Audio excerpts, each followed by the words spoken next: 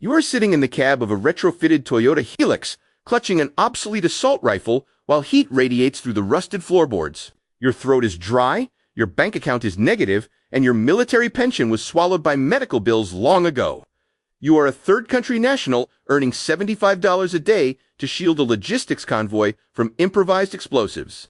Around you, high-valued corporate personnel speed past in armored Suburbans, making 40 times your pay for the exact same risk. You are Level 1, a completely expendable piece of organic armor standing between a roadside bomb and an oil company's supply truck. Your operational training is being sold off in pennies because you have nowhere else to go and a stack of overdue debt notices at home. When a sudden detonation lifts the lead truck into the air, you do not call for state air support or national evacuations. You fire blindly into the rising dust, scramble through the gravel, and clear the kill zone just to earn another 24 hours of breathing. The corporate recruiter at the local station nods as you wipe the soot off your face and hand over your daily logbook. You survived 3 straight months of dusty highway ambushes, stepping over the fresh graves of contractors who failed to react in time. Your willingness to sign liability waivers that erase your existence in the eyes of international law makes you very valuable. You are promoted out of the dirt, leaving the cheap Helixes behind for a black tactical vest and a steady corporate salary. Now, at Level 2, you are a tactical team lead coordinating specialized breach squads for multinational energy conglomerates. Your boots step onto the polished marble floors of foreign embassies before you drop into higher-risk extraction operations. You secure remote diamond fields and offshore oil platforms, ensuring the flow of raw materials never pauses for local insurgencies.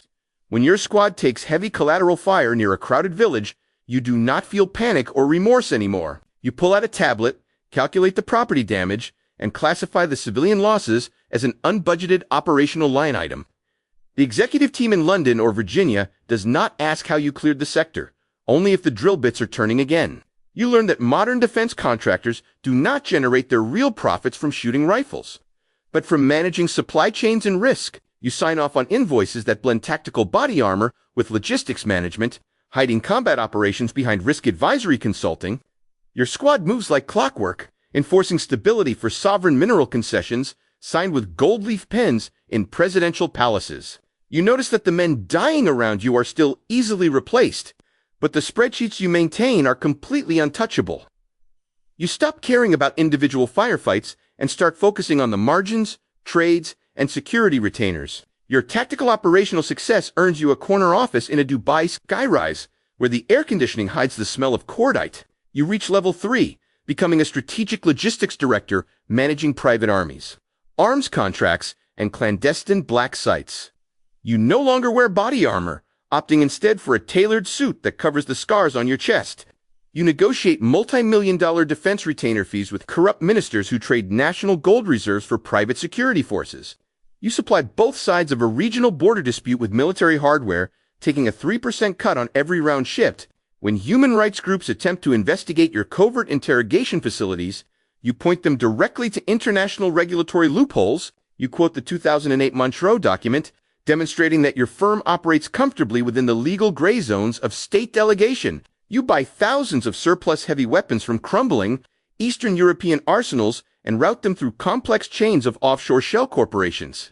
Local warlords become your subcontractors, doing the dirty work while your legal team drafts ironclad corporate immunity agreements. You realize that sovereign states are no longer the exclusive masters of violence, but merely clients with very deep pockets. When a target regime fails to make its monthly payment, you quietly redirect your logistical support to the rebel opposition down the road. The government falls in 48 hours, and your new contract is signed before the dust even settles over the capital. Your corporate portfolio grows larger than the defense budgets of half the nations sitting in the United Nations General Assembly. You ascend to Level 4, standing as a private army warlord commanding an force larger and better equipped than most sovereign states.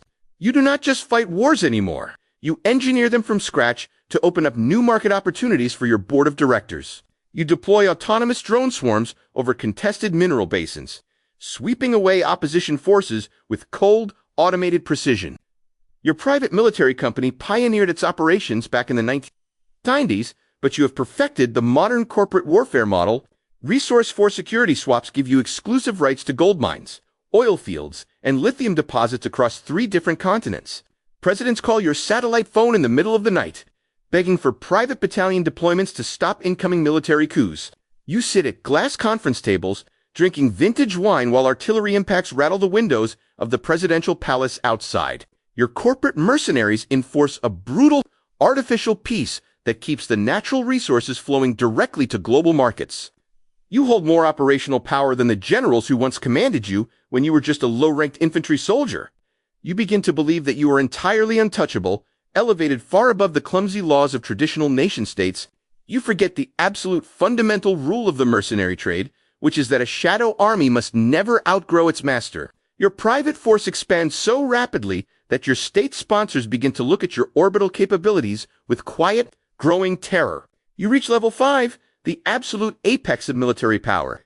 Acting as a shadow sovereign, capable of redrawing global borders at will, you command hundreds of thousands of battle-hardened contractors, heavy armor divisions, and advanced cyber warfare divisions. When your primary government handler demands that you dissolve your heavy armor divisions and submit to state oversight, you refuse. You assemble your armored columns and send them rolling down the highway toward the very capital that originally funded your rise. For 12 terrifying hours, the entire world holds its breath as your private army threatens the state's absolute monopoly on violence.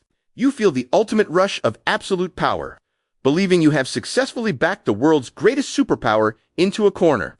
Then your satellite communications suddenly go silent, your bank accounts vanish from global networks, and your lieutenants turn their weapons on you.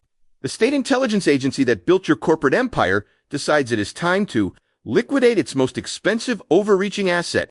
A high-altitude drone strike launched from a classified orbital platform pierces the roof of your mobile command trailer without warning. As the fire consumes your tailored suit and tactical maps, you realize you were never actually the master of the game. You were just the most expensive, disposable piece of corporate property on the battlefield, waiting for your final expiration date. Power leased from the state is never truly owned, and every mercenary's final invoice is always paid out in cold, quiet lead.